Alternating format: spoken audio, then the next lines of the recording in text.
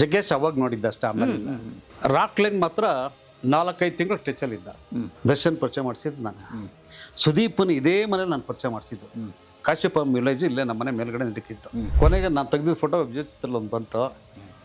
ದುಡ್ಡು ಕೊಡಲಿಲ್ಲ ಕಲ್ಪನಾ, ಅವನ ಮಗಳು ದುಡ್ಡು ಕೊಡಲಿಲ್ಲ. ಸಾಧುಕ್ ಹೋಗಿದ್ದೆ ನಾನು. ಸಾಧುಕ್ ಹೋಗೋದೇನಿಲ್ಲ, ಫೋಟೋ ತೆಗೆದೆ ಅಂತ ಗುರುರಾಜ್ ಬಂದು ನಂಗೆ ಬಾಯಿ ಬಂದಾಗೆಲ್ಲ ಬೈದ್ಬಿಟ್ಟ. ಸೀನಿಯರ್ಸ್ ಅಂದ್ರೆ ಒಂದು ವ್ಯಕ್ತಿತ್ವನೇ ಬೇರೆ ಇತ್ತು, ಒಂದು ಗುಡ್ ರಿಲೇಷನ್ಶಿಪ್ಸ್ ಇತ್ತು. ಯಾವುದೋ ವ್ಯಕ್ತಿ ಅಂತ ಮಾತಾಡಿದ್ರೆ ಈ ಬಾಡಿಗಳ ಹಿಂದೆ ಬರ್ತಾರೆ, ಜಾಸ್ತಿ ಮಾತಾಡೋಕ್ಕೆ ಬಿಡಲ್ಲ. ಅವತ್ತು ನೀವು ಮಾಡಿದ್ದು ಈಗಿನ ಜನ್ರೇಷನ್ಗೆ ಆರಾಮಾಗಿ. ನಾನು ರವಿವರ್ಮ ಶೂಟಿಂಗ್ ಹೋಗಿ ಬಸ್ ಡ್ಯಾನ್ಸ್ ಆಡ್ಕೊಂಡು ಹೋಗ್ತಿದ್ದು. ವಿಷ್ಣುವರ್ಧನ್ ಡ್ಯಾನ್ಸ್ ಆಡೋರು. ಈಗೂ ಬಿಡಬೇಕು. ನಮ್ಮ ಗಂಚಲುಗಳನ್ನು ಕೆಲಸದಲ್ಲಿ ತೋರಿಸ್ಬೇಕು, ಕೆಲಸದಲ್ಲಿ ಫೈನ್ ಇರ್ಬೇಕು. ನನ್ನ ಮಗನ ಮದುವೆ ಆಗಿಲ್ಲ, ಮಗಳನ್ನ ಮದುವೆ ಆಗ ಅವ್ರು ಸಪ್ಲೈ ಮಾಡಬೇಕು. ಇಷ್ಟು ದಿನ ನನಗೆ ಬರೀ ಸಿನಿಮಾ ಅಂತ ಕೂತ್ಕೊಂಡ್ಬಿಟ್ಟೆ. ಮಕ್ಳ ಕಡೆ ಕಾನ್ಸಂಟ್ರೇಟ್ ಮಾಡೋಕ್ಕಾಗಿಲ್ಲ ನನಗೆ. ಪಾಪ ಅವ್ನು ಫಾರಿನ್ಗೆ ಹೋಗ್ಬೇಕು ಅಂದ್ರೆ ನಾನು ದುಡ್ಡಿತ್ತಿಲ್ಲ.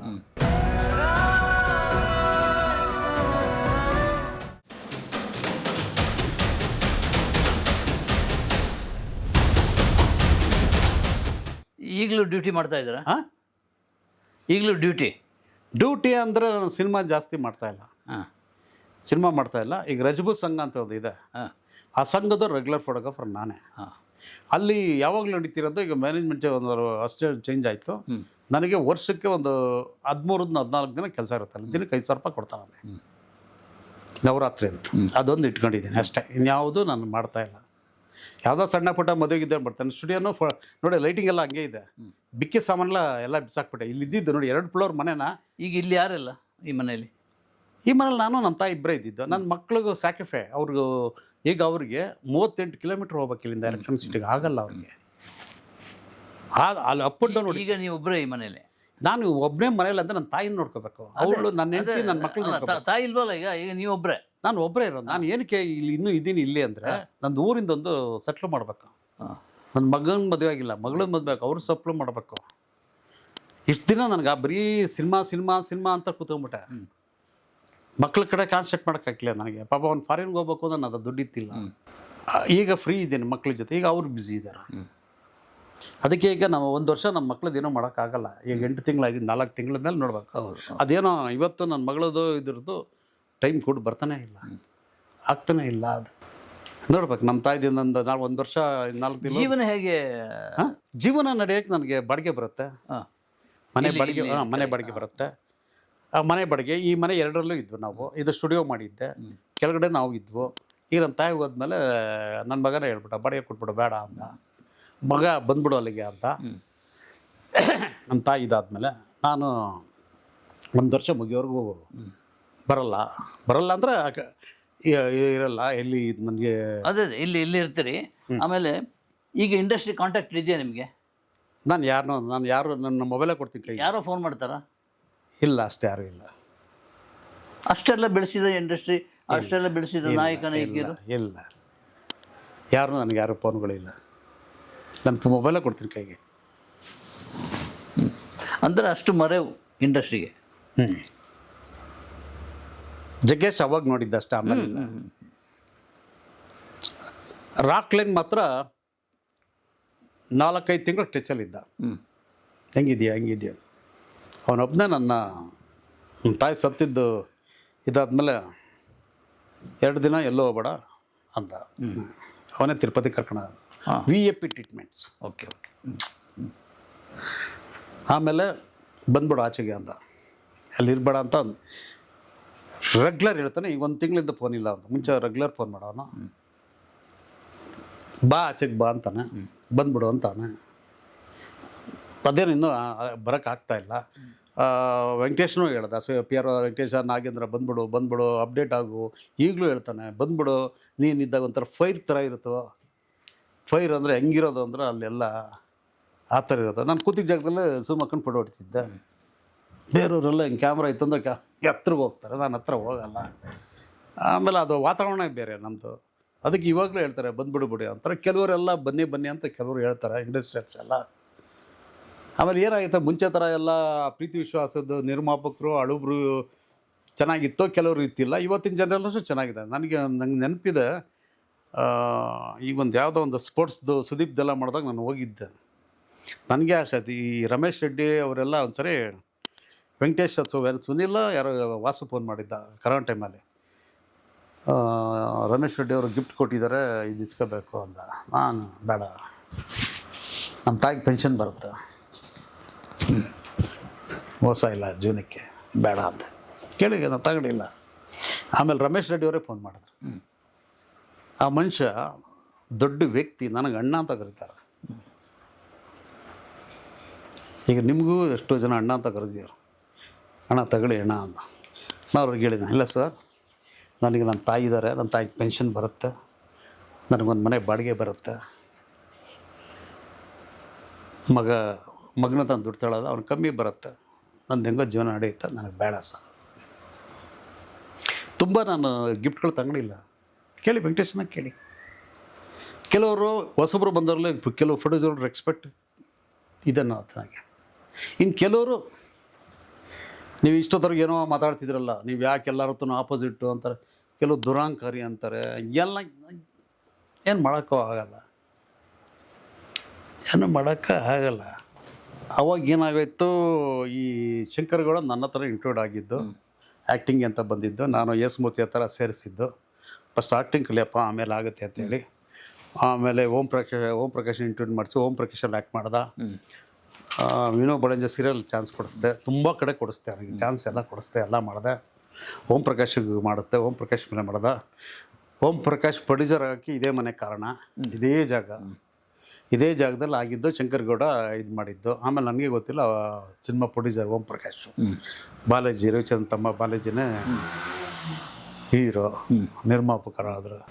ಇದೇ ಶಂಕರ್ಗೌಡ ನಾನಿಬ್ಬರು ಸಿನಿಮಾ ಮಾಡಬೇಕು ಪಾರ್ಟ್ನರ್ಶಿಪ್ಪಲ್ಲಿ ಅಂತ ಹೋಗಿ ಬೇರೆ ಥರ ಫಸ್ಟು ರಾಜ್ ಸಿಂಗ್ ಮಗನ್ನ ಮಾಡಬೇಕು ಅಂತ ಇದ್ದಿದ್ದು. ಅವನು ಮಾತಾಡಿಸಿ ರಾಧಿಕಾ ಕುಮಾರಸ್ವಾಮಿ ಅವರು ಮದುವೆ ಆಗಿತ್ತಿಲ್ಲ ಅವಾಗ, ಅವ್ರನ್ನ ನಾನೇ ಶಂಕರ್ಗೌಡನ ಪರಿಚಯ ಮಾಡಿ ಇವ್ರನ್ನಿಬ್ಬನ ಹಾಕೊಂಡು ಸಿನಿಮಾ ಮಾಡ್ಬೇಕು, ನಾನು ಅವನು ಪ್ರೊಡ್ಯೂಸ್ ಆಗಿ ಅಂತ ಇದ್ದಿದ್ದು. ಓಂ ಪ್ರಕಾಶ್ ಡೈರೆಕ್ಟರ್ ಅಂತ ಸತ್ಯ. ಕೊನೆಗೆ ನನ್ನ ಕಟ್ ಮಾಡಿದ್ರು. ದರ್ಶನ್ ಪರಿಚಯ ಮಾಡಿಸಿದ್ದು ನಾನು. ಸುದೀಪನ ಇದೇ ಮನೇಲಿ ನಾನು ಪರಿಚಯ ಮಾಡಿಸಿದ್ದು. ಕಾಶ್ಯಪ ವಿಲೇಜ್ ಇಲ್ಲೇ ನಮ್ಮ ಮನೆ ಮೇಲ್ಗಡೆ ನಡೀತಿತ್ತು.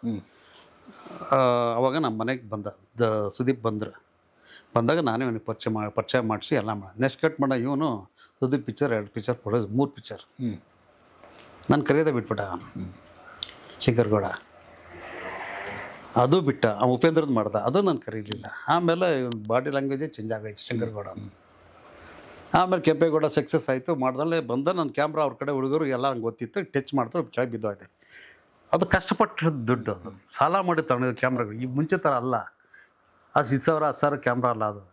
ಅವಾಗ 2 ಲಕ್ಷ ಚಿಲ್ಲರೆ. ಅವಾಗ ನನಗೆ ಗೊತ್ತು ಆ ಕಷ್ಟ, ಅದು ಹೆಂಗೆ ತಗೊಂಡಿದ್ದೀನಿ ಅಂತ ನನಗೆ ಗೊತ್ತು. ಬಾಯಿ ಬಂದಂಗೆಲ್ಲ ಬಂದುಬಿಟ್ಟಿದ್ದೆ ಅವ್ನ ಕಡೆ ಹುಡುಗರಿಗೆಲ್ಲ. ಆಮೇಲೆ ಮನೆಗೆ ಬರ್ತೀನಿ, ಮನೆಗೆ ಬಂದು ಊಟ ಮಾಡಿ ಹಿಂಗೆ ಮಲ್ಕೊಂಡಿದ್ದೇನೆ, ಮಲ್ಕೊಂಡಿದ್ದಾನೆ ನೋಡೋದು ದಡ ಸೊಡ್ ಬಂತು. ಬಾಲ್ಕನಿ ನೋಡ್ತೀನಿ, ಕಾರು ಕೆಳಗಡೆ ಗೀಗ ತೆಗಿಯೋಷ್ಟೊತ್ತಿಗೆ ಕಾರ್ ಪಾಸ್ ಆಗ್ಬಿಡ್ತು. ಇನ್ನೋವಾ ಕಾರ್, ಲೈಟೇ ಆನ್ ಮಾಡಿಲ್ಲ. ನೋಡಿದ್ರೆ ಕಾರ್ ಲಾಂಗಲ್ಲಿ ಹೊಡೆದಿದ್ದಾರೆ. ಆ ಪ್ರೆಸ್ಸಿಗೆಲ್ಲ ಗೊತ್ತಾಗಲಿ ಅಂದ್ಬಿಟ್ಟು ಅಲ್ಲಿ ತಂದೆ. ಅದ್ರಲ್ಲಿ ಕನ್ನಡಪ್ರಭಲ್ಲಿ ಒಂದು ಬಂತು, ಕಾರ್ ಸಮೇತ ಬಂತು. ನಿಮ್ಮ ಕಾರಿಗೆ ಹೊಡೆದಾಕಿದ್ದು? ಲಾಂಗಲ್ಲಿ ಹೊಡೆದಾಕಿ. ನಾನು ಏನು ಇನ್ಸಿಡೆಂಟ್ ಆಯಿತು ನಾನು ಪೊಲೀಸ್ ಕಂಪ್ಲೇಂಟ್ ಕೊಟ್ಟೆ. ಅವ್ರೇನು ಎನ್ಕ್ವೈರಿ ಆಗಿದೆ, ಶಂಕರ್ಗೌಡಂಗೆ ಎನ್ಕ್ವೈರಿ ಆಗಿದೆ, ಎಲ್ಲ ಆಗಿದೆ. ಇಲ್ಲ ನಾನು ಮಾಡಿಲ್ಲ ಅಂತ ಅವ್ರಿಗೆ ಅವಾಗ ಅಶೋಕ್ ಅವರು ಹೋಮ್ ಮಿನಿಸ್ಟರ್ ಆಗಿದ್ದರು, ಏನೋ ಅವ್ರಿಗೇನು ಗೊತ್ತಿಲ್ಲ. ಆಮೇಲೆ ಇವರು 1 ವರ್ಷ ಆದಮೇಲೆ ಇಲ್ಲ ಇದು ಕೇಸು ಸಿಕ್ಕಾಗ್ತಾಯಿಲ್ಲ, ಸೈನ್ ಮಾಡಿ ಅಂತ ಬಂದರು. ಅದು ನ್ಯೂಟ್ಲ್ ಆಯಿತು. ಈಗ ಆರಾಮಾಗಿದ್ದೀರಿ? ಹಾಂ, ಅಷ್ಟೇ. ನನಗೆ ಕಾಂಟ್ಯಾಕ್ಟ್ ಇಲ್ಲ, ಅಲ್ಲ ಇಂಡಸ್ಟ್ರಿ ಕಾಂಟ್ಯಾಕ್ಟ್ ಇಲ್ಲ, ಇಂಥ ವ್ಯಕ್ತಿಗಳ ಕಾಂಟ್ಯಾಕ್ಟ್ ಇಲ್ಲ, ಒಬ್ಬರೇ ಮನೇಲಿ ಆರಾಮಾಗಿದ್ದೀರಿ? ಹಾಂ, ಇರ್ತೀನಿ, ಆರಾಮಾಗಿ ಇರ್ತೀನಿ. ನಾನು ಯಾರೂ ಇಲ್ಲ, ನನಗೆ ಫೋನೇ ಬರೋಲ್ಲ. ಫಸ್ಟ್ ಆಫ್ ಆಲ್ ಫೋನ್ ಬರೋದಿಲ್ಲ. ಫೇಸ್ಬುಕ್ಕು ಅಪ್ಡೇಟ್ ಮಾಡೋದು ಬಿಟ್ಬಿಡ. ಸುಮ್ಮನೆ ಯಾವಾಗಲೂ ಮಧ್ಯೆ ಒಂದು ಫೋಟೋ ಹಾಕ್ತೀನಿ ಅಷ್ಟೇ. ಆಮೇಲೆ ಮಧ್ಯೆ ನಾನೇ ಏನೇನೋ ಬರಿತಾ ಇದ್ದೆ, ಅದು ಬಿಟ್ಟುಬಿಟ್ಟೆ. ಈಗ ನಿಮ್ಮ ಬಗ್ಗೆ ನಾನು ಬರ್ದಿದ್ದೀನಿ, ಅದು ಎಷ್ಟು ತಪ್ಪಿದೆಯೋ ಸರಿ ನಿಮ್ಗೆ ಕಳಿಸಿದ್ದೆ, ಅದು ಕರೆಕ್ಟಾಗಿದೆಯೋ ಕಡಲೋ ಅದು ನೀವು ಹೇಳಲಿಲ್ಲ. ಎಲ್ಲಿ ಕಾಮ ಪುರುಷ್ಟ ಬರಬೇಕು ಗೊತ್ತಿಲ್ಲ. ಕರೆಕ್ಟಾಗಿ ಬರೆದಿದ್ದೀನಿ, ಅದು ಕರೆಕ್ಟೋ ತಪ್ಪೋ ಗೊತ್ತಿಲ್ಲ. ನಾನು ಏನು ಮಾತಾಡಿದ್ದೆ ನಿಮ್ಮ ಭಾವನೆ ಅದರಲ್ಲಿ ಗೊತ್ತಾಗ್ತದೆ. ನಿಮ್ಗೆ ಏನು ಹೇಳಬೇಕು ಅಂತ ಅನಿಸಿದೆಯೋ ಅದು ಓದಿದರೆ ಗೊತ್ತಾಗುತ್ತೆ. ಅದಕ್ಕೆ ಫುಲ್ ಸ್ಟಾಪ್ ಕಾಮ ಏನು ಬೇಕಾಗಿಲ್ಲ, ಅದಕ್ಕೆ ಓನ್ಲಿ ಪ್ರೇಮ. ಅದಕ್ಕೆ ನಾನು ಹಂಗೆ ಅನಿಸ್ತು. ಅದು ಎಷ್ಟೋ ಸರಿ ನಾವು ಕೇರಳ ಹೋದಾಗ ಅದ್ರ ಬಗ್ಗೆ ಹಿಂಗೆ ಹಾಕ್ಕೊಂಡು ನಿಂತಿದ್ದು, ಅದ್ರ ಬಗ್ಗೆ ಮಧ್ಯೆ ಆಗ್ತಾನೆ. ಹೌದೌದು, ನಿಮ್ಮ ಅದ್ರ ಬಗ್ಗೆ. ಹ್ಞೂ, ಚೆನ್ನಾಗಿತ್ತಲ್ಲ ಆಗಿನ ಲೈಫು, ಆಗಿನ ಟೈಮ್ ನೋಡಿ, ನಿಮ್ಮ ಟೈಮ್ ಹೇಳಬೇಕು, ಗೋಲ್ಡನ್ ಡೇಸ್. Golden days. ಅಯ್ಯೋ, ಆ ದಿನಗಳಿದೆಯಲ್ಲ, ಮತ್ತೆ ಬರಲ್ಲ. ಈಗಿನವ್ರು ನನ್ನೇನಾರ ಬೈಕೊಂಡ್ರು ಪರವಾಗಿಲ್ಲ, ಯಾರನ್ನ ಆ ಥರ ಬರಲ್ಲ. ಎಲ್ಲ ಆಗಲ್ಲ. ಆಮೇಲೆ ಈಗ ನೋಡಿ, ನಾವು ನೀವು ಹಿಂಗೆ ಕೂತ್ಕೊಂಡು ಎದುರೆದುರು ಬದುಕು ಮಾತಾಡ್ತಿದ್ವಿ, ಇವಾಗ ಅದಿಲ್ಲ. ಇಲ್ಲ. ಸೀನಿಯರ್ಸ್ ಅಂದ್ರೆ ಒಂದು ವ್ಯಕ್ತಿತ್ವನೇ ಬೇರೆ ಇತ್ತು, ಒಂದು ಗುಡ್ ರಿಲೇಷನ್ಶಿಪ್ಸ್ ಇತ್ತು, ಫೋನ್ಗಳಲ್ಲಿ ಮಾತಾಡೋ ಒಂದಿತ್ತು. ಇವಾಗ ಯಾವುದೋ ವ್ಯಕ್ತಿ ಹತ್ರ ಮಾತಾಡಿದ್ರೆ ಈ ಬಾಡಿಗಳಿಂದ ಬರ್ತಾರೆ, ಜಾಸ್ತಿ ಮಾತಾಡೋಕ್ಕೆ ಬಿಡಲ್ಲ. ಈಗ ಆ ಸ್ಥಿತಿ ಬಂದಿದೆ. ಈಗ ಆಗೋದು ಎಲ್ಲಿ, ಯಾರೋ ಸೀನಿಯರ್ ಅಂದ ತಕ್ಷಣ ಈಗ ನೋಡೋರು ಈಗ ಅಷ್ಟು ಹತ್ರಕ್ಕೆ ಬರಲ್ಲ. ಯಾರು ಹಿಂಗೆ ಅನ್ಕೊಂಡು ಹೋಗ್ಬಿಡ್ತಾರೆ. ಆ ಬಾಂಧವ್ಯ ಹೆಂಗಿತ್ತು, ನಾವು ಹೋಗ್ತಾ ಇದ್ದಿದ್ದು ಯಾವುದೇ, ಅವಾಗ ನಮ್ದೆಲ್ಲ ಔಟ್ಸೈಡ್ ಹೋಗ್ತಾ ಇದ್ವಲ್ಲ ಸಿನಿಮಾಗಳಿಗೆ, ಎಷ್ಟು ಇತ್ತು. ಸುಶನಾಳಿ ಶರೀಫ ಇವು ಹೆಂಗೆ ಫ್ರೆಂಡ್ಸ್ ಥರ ನೆನಪಿದ್ಯಾ? ಮೆಟೋಡೋರ್ನಲ್ಲಿ ಹೋಗ್ತಾ ಇದ್ದಿದ್ದು. ಅಯ್ಯೋ, ಆ ಮೆಟೋರ್ದವ್ರದ್ದು ಒಂದು ಕತೆ ನೀವು ಮಾತಿದ್ರೆ ಏನೋ ಗೊತ್ತಿಲ್ಲ. ಊಟದ್ದು ಇಷ್ಟು ದೊಡ್ಡದದು ಇದು ಅನ್ನೊಂದು. ಆಮೇಲೆ ಆ ದೊಡ್ಡ ಡಾಕ್ಟರ್ ಮ್ಯೂಸಿಯಂ, VN ಸುಬ್ರಾವು ಡಿಕ್ಕಿ ಹಿಂದ್ಗಡೆ, ನಾವು ಈ ಕಡೆ. ಆಮೇಲೆ ಅದೊಂದು ವಿಷಯದಲ್ಲಿ ಜಾಸ್ತಿ ಫೈಟ್ ಮಾಡಿದವ್ರು ನೀವೇ, ನಂದು ಅನ್ಕೊಂಡಂಗೆ ಅಲ್ಲ. ಯಾಕಂದರೆ ನಾವು ಇಷ್ಟು ಕಷ್ಟ ಮಾಡ್ತೀವಿ. ಪತ್ರಕರ್ತರಲ್ಲಿ ದೊಡ್ಡ ದೊಡ್ಡ ನಟರುಗಳಿಗೆ ಅವ್ರಿಗೆಲ್ಲ ಕಾರಲ್ಲಿ VIP ಕಾರಲ್ಲಿ AC ಕಾರಲ್ಲಿ ಕರ್ಕೊಂಡೋಗಿ ಎಲ್ಲ ಮಾಡ್ತೀರಾ, ನಾವು ಪಬ್ಲಿಸಿಟಿ ಕೊಡ್ತೀವಿ, ಇಷ್ಟೆಲ್ಲ ಮಾಡ್ತೀವಿ. ನಮ್ಮೊಂದು ವೆಹಿಕಲ್ ಅರೇಂಜ್ಮೆಂಟ್ ಅವತ್ತು ನೀವು ಮಾಡಿದ್ದು ಈಗಿನ ಜನರೇಷನ್ಗೆ ಆರಾಮಾಗಿದೆ. ಕನಿಷ್ಕ ಹೋಟ್ಲ ಆಮೇಲೆ ಹೇಳುದು ನಾವು ಬರಲ್ಲ ಅಂತೇಳಿ ಹೇಳಿ. ಹೌದು, ಎಷ್ಟಾಗಿದೆ. ಆಮೇಲೆ ನಮಗೆ ಬಸ್ ಎಲ್ಲ ಸ್ಟಾರ್ಟ್ ಆಯ್ತಲ್ಲ. ಹೌದೌದು, ಒಳ್ಳೊಳ್ಳೆ ಬಸ್, ದೊಡ್ಡ ಬಸ್. ನಾನು ರವಿವರ್ಮ ಶೂಟಿಂಗ್ ಹೋಗೋ ಬಸ್, ಡ್ಯಾನ್ಸ್ ಆಡ್ಕೊಂಡು ಹೋಗ್ತಿದ್ವು. ವಿಷ್ಣುವರ್ಧನ್ ಡ್ಯಾನ್ಸ್ ಆಡೋರು, ಅಂಬರೀಷು, ಅವೆಲ್ಲ ಏನು ಶೂಟಿಂಗ್ ಸ್ಪಾಟ್ ಆಗೋದು. ಅಂಬರೀಷ್ ನಾವೆಲ್ಲ ಹೆಂಗೆ ಮಾತಾಡ್ತಿದ್ವು, ಹೆಂಗೆ ಎಂಜಾಯ್ ಮಾಡ್ತಿದ್ವು. ಆ ರಿಲೇಷನ್ ಮೇಲೆ ಘಟಾನಿ ಜರ್ನಲಿಸ್ಟ್ಗಳಿದ್ವು ಅವಾಗ. ನೀವು ಆಗಿರ್ಬೋದು, ವಿಜಯ್ ಸಾರಥಿ ಅವ್ರದ್ದೇ ಒಂದು ಟೈಪು, ಎಸ್ ಮೂರ್ತಿ ಅವ್ರದ್ದೇ ಡಿಫ್ರೆಂಟ್ ಅಲ್ಲ, ಒಂಥರ ಚೆನ್ನಾಗಿದೆ. ಅದು ಮಾತಾಡೋದು ಅದು ಇದು ಬೇರೆ ಥರ ಇರ್ಬೋದು. ಏನಾದರೂ ಈ ರಾಜಕೀಯದಲ್ಲಿ ಜಯಂತ್ ಪಟೇಲ್, ರಾಮಕೃಷ್ಣ ಹೆಗಡೆ ಕಾಲ, ದೇವೇಗೌಡ ಕಾಲ ಹೆಂಗಿತ್ತು ರಾಜಕೀಯದಲ್ಲಿ ಆ ಫೈರ್ಗಳು ಹಿಂಗಿತ್ತು, ಅದು ನಮ್ಮ ಜರ್ನಲಿಸಮಲ್ಲಿ ಇತ್ತು. ಅದು ವಿಜಯಮ್ಮ, VN ಸುಬ್ಬಾರ್ದು ಅವ್ರದ್ದು ಬರೀ ಆಂಗ್ಲ ಭಾಷೆ, ತುಂಬ ಜರ್ನಲಿಸ್ಟ್ಗಳು ಅವ್ರ ಹತ್ರ ಹೋಗ್ಬಿಡೋರು. ನಮ್ಮ ಹತ್ರ ಜಾಸ್ತಿ ಬರೀತಿಲ್ಲ, ಯಾಕಂದ್ರೆ ಇಂಗ್ಲೀಷ್ ಪತ್ರಿಕೆಯಲ್ಲಿ ಬರೋದು. VN ಸುಬ್ಬಾರ್ ಪತ್ರಿಕೆ ನಾನೇ ಮಾಡ್ತಾ ಇದ್ದಲ್ಲ, ಅವರು ಇಂಡಿಯನ್ ಎಕ್ಸ್ಪ್ರೆಸ್ ಸ್ಕ್ರೀನ್ ನಾನೇ ಫೋಟೋಗ್ರಾಫರ್. ಇಂಡಿಯನ್ ಎಕ್ಸ್ಪ್ರೆಸ್ಗೆ ನಾನೇ ಮಾಡ್ತಿದ್ದೆ, ಪ್ರಜಾವಾಣಿ ನಾನೇ, ಡೆಕರೇಡು ನಾನೇ, ಟೈಮ್ಸ್ ಆಫ್ ಇಂಡಿಯಾಗೂ ನಾನೇ ಮಾಡಿದ್ದೀನಿ, ಮಿಡ್ ಡೇ ಪೇಪರ್ಗೂ ನಾನೇ ಮಾಡ್ತಾಯಿದ್ದೆ, ಅಕ್ಕಲ್ಕಟ ಪೇಪರ್ ನಾನು ಮಾಡ್ತಾಯಿದ್ದೆ, ಇಂಗ್ಲೀಷ್ ಪೇಪರ್ಗೆಲ್ಲ ಆ ಕಾಲದಲ್ಲಿ ಮಾಡಿದ್ದು. ಆಮೇಲೆ ಈಗ ಬಂದಿರೋ ಮೊಬೈಲ್ ಇಟ್ಕೊಂಡು ಬರ್ತಾರಲ್ಲ, ಬಂದ್ಬಿಟ್ಟು ಇಟ್ಕೊಂಡ್ಬಿಟ್ಟು ಯಾರ ಹತ್ರ ಮಾತಾಡ್ತಿರೋದು ಹಿಂಗೆ ಎಲ್ಲ ತೆಗಿತಾರೆ. ನಾವು ಇವ್ರು ವೀಡಿಯೋ ಮಾಡ್ತಾರೆ, ನಾನು ಆ ಕಾಲದಲ್ಲಿ ಫೋಟೋನೇ ಮಾಡಿಬಿಡ್ತೀನಿ, ತೋರಿಸ್ತೀನಿ, ಎಲ್ಲ ಪತ್ರಿಕೆ ಇದೆ ನನ್ನ ಹತ್ರ. ಹೌದು, ಅಂಬರೀಷ್ ಹಿಂಗೆ ದಬ್ಕೊಂಡು ಹಿಂಗೆ ಇಟ್ಕೊಂಡು ನಾನು ತೋರಿಸ್ತೀನಿ ಫೋಟೋಗಳು. ಈಗಿನವ್ರು ಏನು ಮಾಡ್ತಾರೆ, ಈಗ ವೀಡಿಯೋ ಮಾಡ್ತಾರೆ, ಅಷ್ಟು ಫೋಟೋನೇ ಮಾಡಿಬಿಟ್ಟಿದ್ದೀನಿ, ಪೇಪರಲ್ಲಿ ಹಾಕ್ಯಾರ. ಯಾಕೆ ಕನ್ನಡ ಪ್ರಭಾವದಲ್ಲಿ ಶಂಕರ್ನಾಗು ಹೆಂಡ್ತಿ ಅರುಂಧತಿ ಎಣ್ಣೆ ಹೊಡಿತಾರದು, ವಯನ್ಕೆ ಹಿಂಗೆ ಮಾತಾಡ್ತೀರಿ ಎಣ್ಣೆ ಹೊಡಿ, ಎಲ್ಲವೆಲ್ಲ ಕನ್ನಡ ಪ್ರಭಾವಲ್ಲೇ ಬಂದಿದೆ. ಅದು ಅವಾಗ ಶಂಕರ್ನಾಗ ರಿಲೇಷನ್ ಹೆಂಗಿರೋದು ನೋಡಿ. ನನ್ನ ಕೈದು ಆಕ್ಸಿಡೆಂಟ್ ಆದಾಗ 89 ಯಾವಾಗಲ್ಲ, ಇವತ್ತೇನು ಮಾಡ್ಕೊಂಬಂದು ನೀನು ಹಂಗನ್ನೋರು. ಶಂಕರ್ನಾಗ ಎಷ್ಟಿದ್ದು ನಮಗೆ. ಈಗಾದರೆ ಆರ್ಟಿಸ್ಟ್ ಜೊತೆ ಫೋಟೋ ಹೊಡ್ಬಿಡ್ತು ತರಿತ, ನಮ್ಗೆ ತಲೆ ಓಡಲಿಲ್ಲ ರೀ. ತುಂಬ ಆರ್ಟಿಸ್ಟ್ ಜೊತೆ ಫೋಟೋಗಳು ತೆಗಿಬೇಕು ಅಂತ ಈಗ ಅನಿಸ್ತಾ ಇದೆ. ತೆಗಿಬೇಕಾಗಿತ್ತು ಅಂತ. ಈಗ ನೀವು ಯಾರ ಹತ್ರ ಮಾತಾಡಿದ್ರೆ ನಾನು ಟಕ ಅಂತ ಹೊಡಿತೀನಿ, ನಿಮ್ದು ಇಲ್ಲವಲ್ಲ. ನಮ್ಮ ಶಿಷ್ಯರು ಹೊಡೆಯಲ್ಲ, ನಾನು ಯಾರ ಹತ್ರ ಮಾತಾಡೋದು ತೆಗಿಯೋದು ತೆಗಿಯಲ್ಲ. ಈಗೋ ಬಿಡ್ಬೇಕು. ನಮ್ಮ ಗಂಚಲುಗಳನ್ನು ಕೆಲಸದಲ್ಲಿ ತೋರಿಸ್ಬೇಕು. ಕೆಲಸದಲ್ಲಿ ಫೈರ್ ಇರ್ಬೇಕು. ನೀವು ಪೆನ್ನಲ್ಲಿ ಫೈರ್ ಮಾಡಿದ್ರೆ ನಾವು ಕ್ಯಾಮ್ರಲ್ಲಿ ಫೈರ್ ಮಾಡ್ತೀವಲ್ಲ, ಹಂಗಿರ್ಬೇಕು. ಕೆಲಸದಲ್ಲಿ ಫೈರ್ ಮಾಡ್ಬೇಕು ರೀ. ಅದಿಲ್ಲ. ಅವತ್ತಿನ ಎಂಥದ್ದು ರೇಣುಕಾ ಶರ್ಮಾ ಶೂಟಿಂಗ್ ಹೋದಾಗ ನಾನು ಫೋಟೋ ನಿಮ್ಗೆ ಕಳಿಸಿದ್ನೇನೋ ಗೊತ್ತಿಲ್ಲ. ಎಷ್ಟು ಕಡೆ ಹೋಗಿದ್ದೀವಿ, ಅದ್ಭುತಗಳು, ಮಾತುಗಳು, ಒಬ್ಬರಿಗಿಂತ ಒಬ್ಬರು ಜೋರು. ಸಾಯಂಕಾಲ ಆಯ್ತು, ಗ್ರೀನ್ ಹೌಸ್ ಮೆಮೊರಿ ಆಗೋದ, ಅಲ್ಲಿ ಪ್ರೆಸ್ ಮಾಡಿ ಹೋಗಿತ್ತು ಅಂದರೆ ಅಲ್ಲಿ ಹಾಕಿದ್ದಂಗೆ ನಾನು DC ನಾಗಿಷ್ಟು ಇಬ್ಬರು ಬಂದು ಎಣ್ಣೆಗೆ ಸೆಟ್ಲ್ ಆಗ್ಬಿಡ್ತಿದ್ದು ನಾವು. ಆಮೇಲೆ ಅಲ್ಲಿ ಮಾತಾಡ್ತಿದ್ದೇ ಬೇರೆ ಇತ್ತು, ಅಲ್ಲಿ ಮಾತಾಡೋದೇ ಬೇರೆ, ಅದು ಬೇರೆ, ಇದು ಬೇರೆ. ಇದು ನಿಜವಾದ ಸಬ್ಜೆಕ್ಟ್. ಚೆನ್ನಾಗಿತ್ತು ಆಗಿನ ಗೋಲ್ಡನ್ ಪೀರಿಯಡು. ತುಂಬ ತುಂಬ ತುಂಬ ತುಂಬ ಚೆನ್ನಾಗಿತ್ತು. ಆಮೇಲೆ ರವಿಚಂದ್ರನ್ ಬಂದ್ರೆ ಅವ್ರು ಮಾತಾಡ್ಸೋದ, ರವಿಚಂದ್ರನ್ ಎಲ್ಲ ಸ್ಟೇಜು ಪ್ರೆಸ್ ಮೀಟ್ ಅದು ಹಂಗೆ ಬರ್ತಿತ್ತಿಲ್ಲ. ನನ್ನ ರವಿಚಂದ್ರನ್ ಒಂದು ಇಷ್ಟ ಆಗೋದು ಏನು ಅಂದರೆ, ಯಾವುದೇ ಪತ್ರಕರ್ತರುಗಳು ಸೀನಿಯರ್ ಯಾರ್ಯಾರು ಸಿಕ್ಕಿದ್ರು ಇವ್ರು ಸ್ಟೇಜಲ್ಲ ಹೋರಿ ರೀ ಇಲ್ಲ ಹೋದಳ ಅಂತ ಬಂದ್ಬಿಡೋರು. ಹೆಂಗೆ ಗಣೇಶ್ ಹಂಗೆ ಹಿಂಗೆ ಅಂದ್ಕೊಂಡು ಎಲ್ಲ ನವಾಸ ಅವ್ರು ಇವ್ರು ಹಿಡ್ಕೊಂಡು ಅಲ್ಲೇ ಮುಗ್ದೋಗ್ಬಿಡೋದು. ಅದೇ ಬೇರೆ. ವಿಷ್ಣುದೇ ಒಂಥರ, ಅವ್ರದ್ದೇ ಒಂಥರ ಬೇರೆ, ಅಂಬರೀಷ್ದೇ ಒಂಥರ ಬೇರೆ. ಹೆಂಗಿತ್ತು ರೀ ಅವಾಗೆಲ್ಲ. ಈಗ ಎಲ್ರಿ ಇದೆ ಇಲ್ಲ. ತೋರಿಸ್ಬಿಡಿ, ಒಬ್ಬ ಗಣೇಶ್ ಕಾಸರನ್ನ ತೋರಿಸ್ರಿ, ಒಬ್ಬ ನಾಗೇಶ್ ಕುಮಾರ್ ತೋರಿಸ್ರಿ, ಈಗ ತೋರಿಸಿ ಎಲ್ಲಾರ. ಈಗಲೂ ಎಲ್ಲರೂ ಬಾಮ್ಮ ಗಿರೀಶ್ ಅವನು ಹೇಳ್ತಾನಲ್ಲ, ಅಣ್ಣ ನೀವು ಬನ್ನಿ ಅಣ್ಣ, ಮುಂಚೆ ನೀವು ಬಂದ್ರೆ ಚೆನ್ನಾಗಿರೋದು ಅಂತಾರೆ. ಅಂದರೆ ನಾವು ಗುರ್ತಿಸ್ತೀವಿ ಅವ್ರನ್ನ ಇವ್ರನ್ನ ಗುರ್ತಿ ಫೋಟೋ ತೆಗೆದು ಎಲ್ಲ ಮಾಡ್ತೀವಿ. ಈಗ ಅದಿಲ್ಲ. ಅದು ನೋಡ್ತೀನಲ್ಲೇ ಫೇಸ್ಬುಕ್ಕು, ಅದರಲ್ಲಿ ಯಾರನ್ನೋ ಅಣ್ಣ ಅಂತ ತೋರಿಸ್ತಾರೆ, ಯಾರು ಅವ್ರಿಗೆ ಹೋಮ್ವರ್ಕೇ ಇಲ್ಲ. ಆ ವೀಡಿಯೋದಲ್ಲಿ ಏನೋ ಫೋಟೋ ಹಾಕ್ತಾರೆ, ಇವ್ರ ಗಂಡ ಅವ್ರ ಹೆಂಡ್ತಿ ಇವ್ರು ಅಂತ ಯಾರನ್ನೂ ಹಾಕ್ತಾರೆ. ಹೋಮ್ವರ್ಕ್ ಇಲ್ಲ, ಅಡ್ವೈಸ್ ಇಲ್ಲ. ಈಗ ಬರೋರೆಲ್ಲ ಹಿಂಗೆ ಬರ್ತಾರೆ. ಅವಾಗ ಎಲ್ಲಿತ್ತು ಬಾಸ್? ಈಗ ಬರೋರು ಹಂಗೆ, ಹೋಮ್ವರ್ಕ್ ಇಲ್ಲ, ಯಾರನ್ನ ಅಡ್ವೈಸ್ ಕೇಳಲ್ಲ, ಏನೂ ಕೇಳಲ್ಲ. ಕ್ಯಾಮ್ರಾ ಇದೆ, ಮೊಬೈಲ್ ಇದೆ, ತೆಗಿತಾರೆ. ಆಮೇಲೆ ಎಲ್ಲೆಲ್ಲಿ ಇಂಟ್ರ್ಯೂ ಮಾಡಬೇಕು, ಒಂದು ಪ್ರೆಸ್ ಮೀಟ್ ಮಾಡಬೇಕಾದ್ರೆ ಅದಕ್ಕೆ ಒಂದು ಸ್ಥಳ ಇಟ್ಕೋಬೇಕು, ಓಡಾಡೋ ಜಾಗದಲ್ಲಿ ಮಾಡ್ತಾರೆ. ಇದೇ ಇಲ್ಲ ತುಂಬ ಜನಕ್ಕೆ. ನಾನು ಬೈಕೊಂಡ್ರೂ ಪರವಾಗಿಲ್ಲ, ಅದೆಲ್ಲೋ ಬಾತ್ರೂಮ್, ಅವ್ರು ಬರೋ ಜಾಗ, ಅದಕ್ಕೆ ಒಂದು ಇದಿರುತ್ತೆ. ಈಗ ನೀವೆಲ್ಲ ಮಾಡ್ತಿರ್ಬೇಕು, ಎಲ್ಲೋ ಒಂದು ಹಿಂಗಿರೋದು. ನೀವೇನು ಅಲ್ಲೇ ಒಂದು ಸೆಟ್ಲ್ ಆಗಿಬಿಡ್ತಿದ್ರಿ, ಏನೂ ಇಲ್ಲ, ಯಾರಿಗೂ ಡಿಸ್ಟರ್ಬೆನ್ಸ್ ಇರ್ತಿಲ್ಲ. ಎಷ್ಟು ಚಂದ ಅವಾಗ ಇದ್ದಿದ್ದು. ಈಗ ಎಲ್ಲಿದೆ?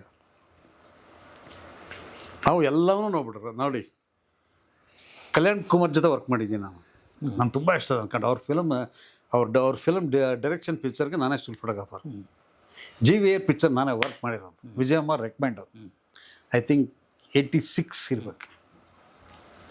ಅದು ಒಂದು ಕಾಂಟ್ರವರ್ಸಿ. ಅದು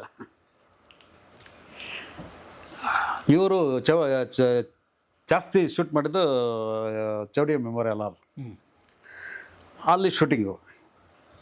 ನಂದು ಒಂಥರ ಪ್ರೆಸ್ಸಲ್ಲಿ ತೆಗ್ದು ಅಭ್ಯಾಸ. ಯಾರು ಬಂದರೆ ಅವ್ರು ಬಂದರೆ ಇವ್ರ ಹತ್ರ ಮಾತಾಡ್ತಿದ್ದೆ.